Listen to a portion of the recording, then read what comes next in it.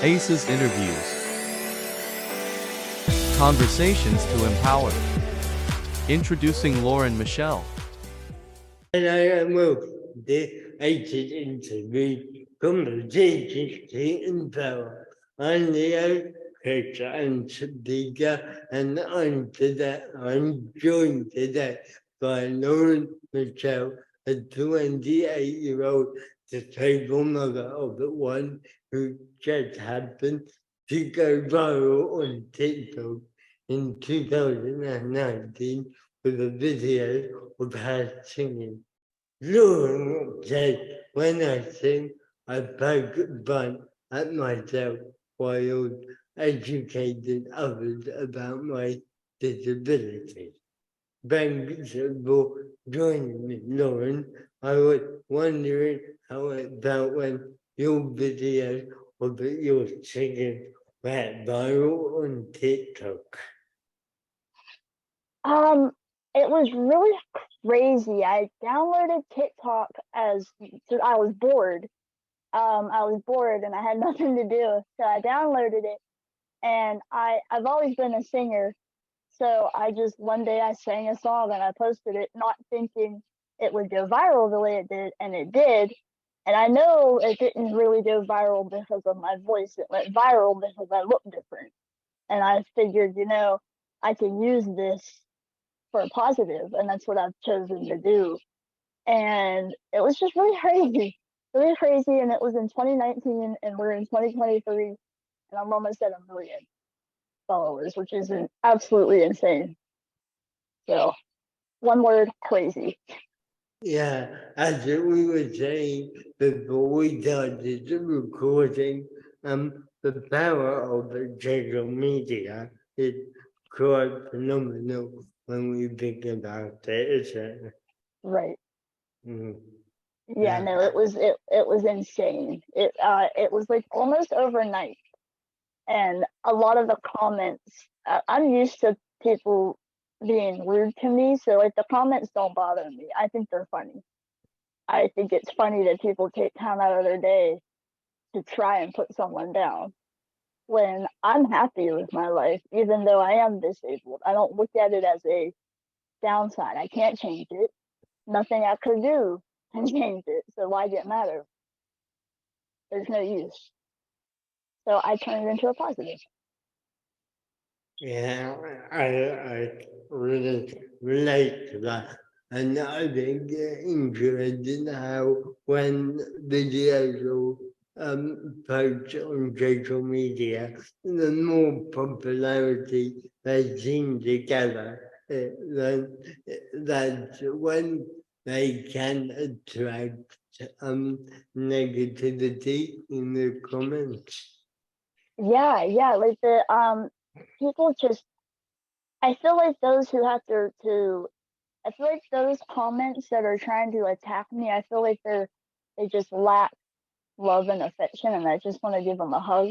And I know that's not like one part of me wants to give them a hug, another part of me wants to tell them to get lost, but not in a nice way. So I balance. Sometimes I don't even read the comments. Other days I spend all day reading them. It's just part of the job, I guess. I mean, you kind of know what you're getting into when you put yourself out there. Not everyone is kind, but as long as you're kind, then that's all you need to worry about. Yeah, I guess social media comes with huge of benefits and also, some negative too. I know you said, the comments will vary, but I guess in voting, you singing and the other content you post, I imagine you're also um sort of helping other people out there who may have similar being similar situation or can relate to how you live. Yeah, no, that's what I try to do. I try to like show that like life. those who are disabled are normal people too. Like we're all human. We all want to be treated as such. I'm not a child. I'm almost 30. You're not a child. You're an adult. Like we are adults. We have thinking minds. We think for ourselves. We're not just because we can't do things doesn't mean we're not human.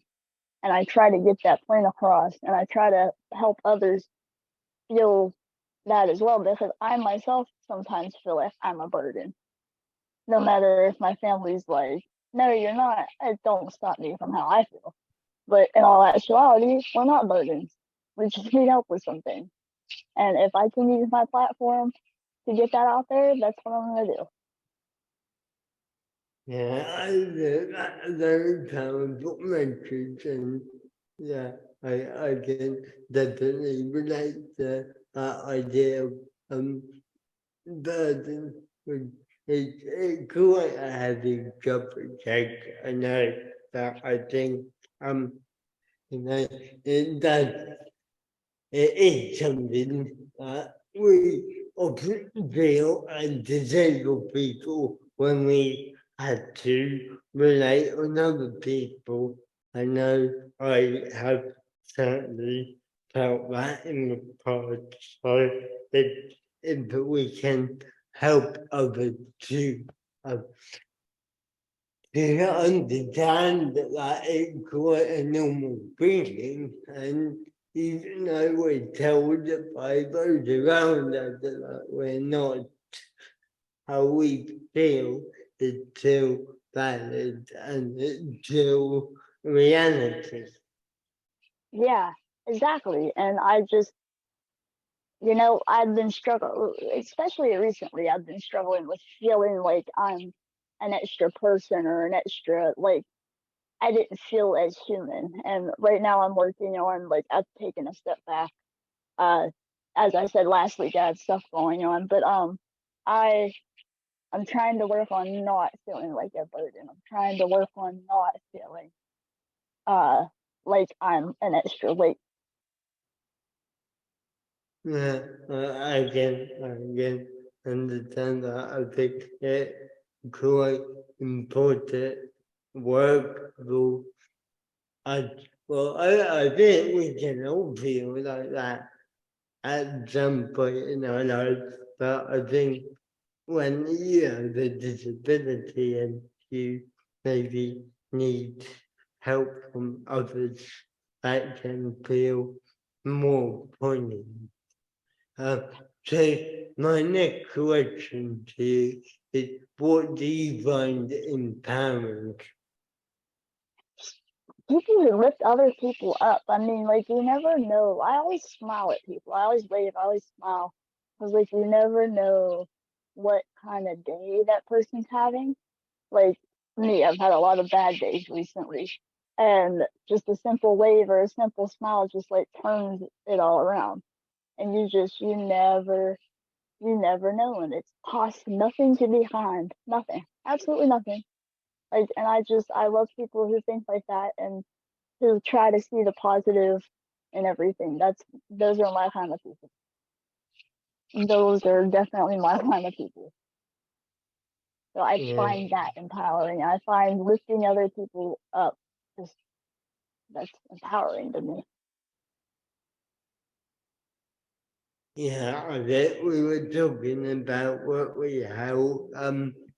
how on social media both of us have found some really kind of people that we find motivational, and we've kind of developed um friendship with other people who are potentially experiencing disability in some way, and um, that kind of positivity that um, these people show on their social media, on their TikTok, on their Instagram, whatever. It can really be quite motivational sometimes. Right, like I've met like yourself, Aiden. I've met so many like amazing people that that are so inspiring to me. And I like some of it I could never imagine what happened. You guys go through, and I go through all that myself, and it's just empowering that like you guys just keep on being yourselves and doing the content that you're doing, and it inspires me to keep doing what I'm doing because I go back and forth a lot on whether or not I want to take a step back or keep doing it or take another step back. And right now I've been in that middle.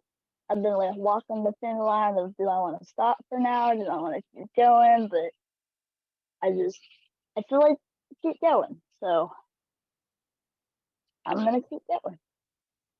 I'm glad to hear it.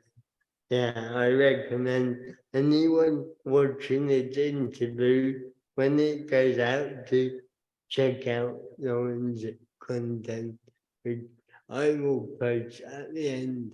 And yeah, to go back to what you were saying about, we never know what someone else is going through, and a simple smile when we're hurting someone in the street or something can actually go a long way, can't it? Yeah, I would agree. I just you know when I go out because I honestly I go out and I get noticed a lot.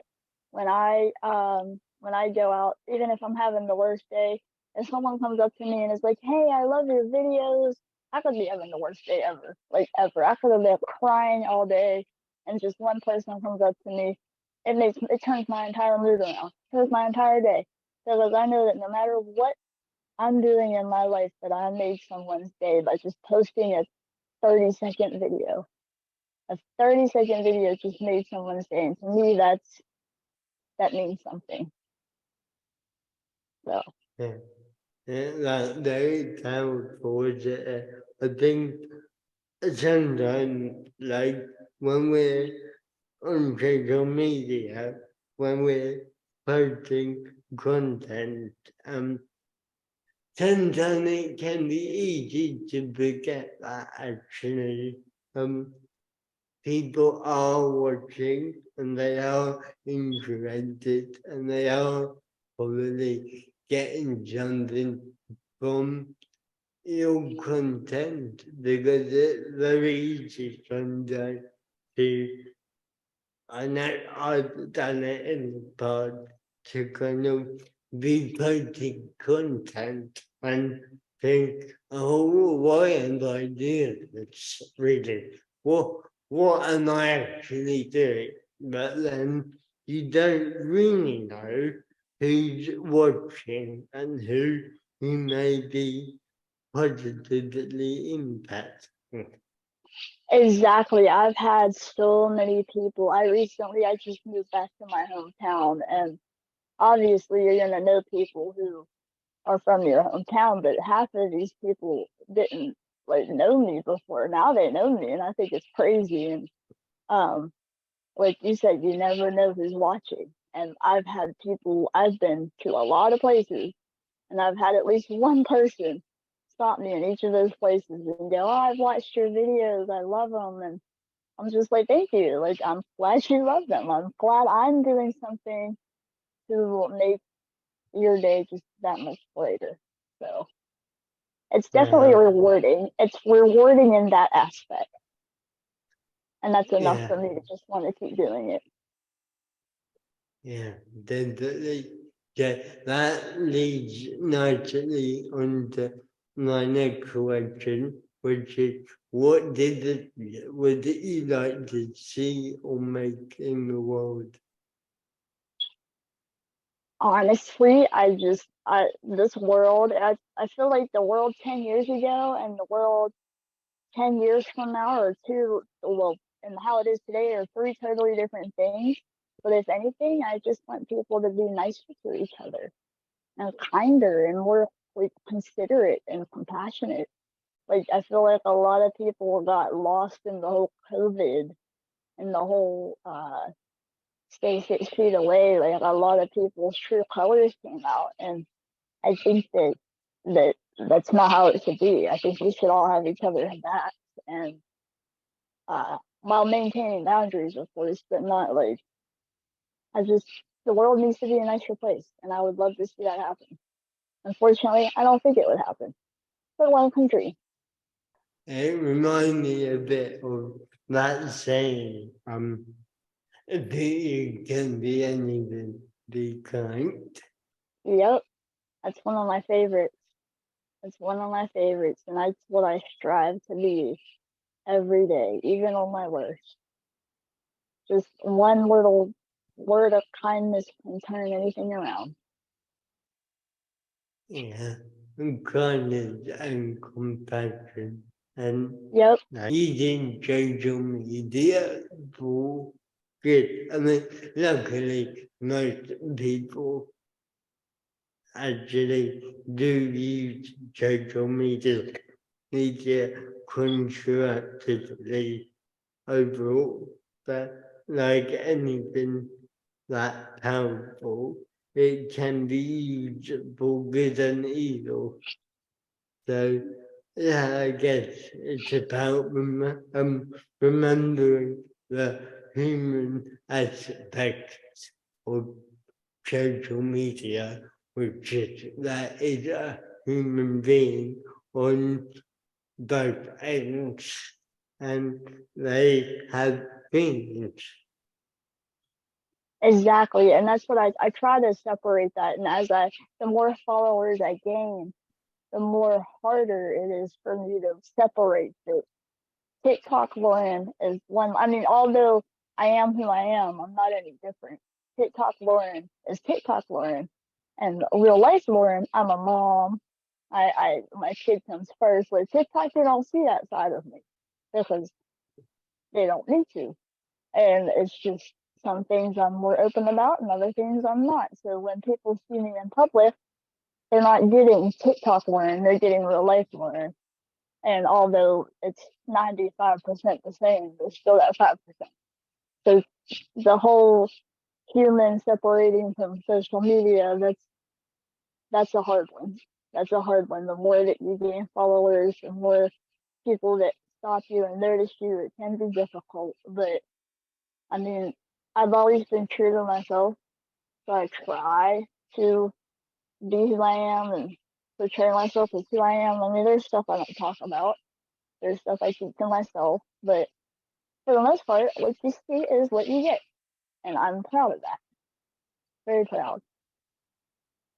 Yeah, I think it's very admirable and good we all want to be authentic.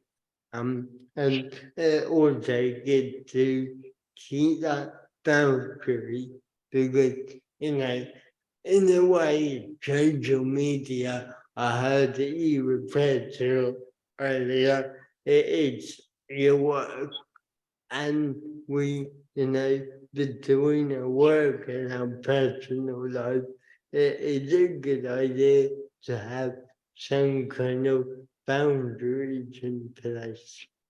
Right. And that's what I'm really starting to push for now is boundaries. And um especially now with this transition in my life. It's a big transition. I moved and all that. And so I'm trying to keep some sense of identity for when I keep moving forward because I'm almost to 1 million. So I feel like once 1 million hits, it's just gonna go crazy. So I want to try and keep myself like I want to still enjoy myself, but being able to do what I want to do, like go out in public without being bombarded every single time. But in the same sense, I guess I kind of have to accept it, and I just have to Yeah. adapt to it. It's all about adapting. Yeah, it's about adopting and sort of holding on to the real you, I guess, Yep, and making sure that you're showing up as the you that you want to show up as. exactly, and that's what I try to do And I feel like for the past, I've been on it for almost 4 years. So I feel like the past 4 years I've opened up a lot more. So the me that you see now is 95% what you see in real life. Like it's the only thing it's missing is my child. But that's it. I mean, I am who I am. I'm very what you see is what you get. I don't sugarcoat a lot of things, but in the same sense, I am kind to others. And then there's some days where I just decide to throw it right back at other people, but in a nice way. That's you gotta kill them with kindness. That's what I learned. Yeah, yeah, that makes sense. Yeah, so I wonder what you say that your next target is to make 1 million followers, and I'm guessing that is on TikTok. Yeah. Yeah, TikTok is the main one right now. Instagram is almost up to 4,000, which I'm not really into the Instagram scene as much. It's mostly TikTok. And then I have some music out. I play around with music here and there. And so my YouTube has almost 4,000, but TikTok is where it's at. And then my second would be Facebook, I would say. Facebook would be number two. Joe, you said that you had some music out. So is that kind of what you're focusing on at the moment?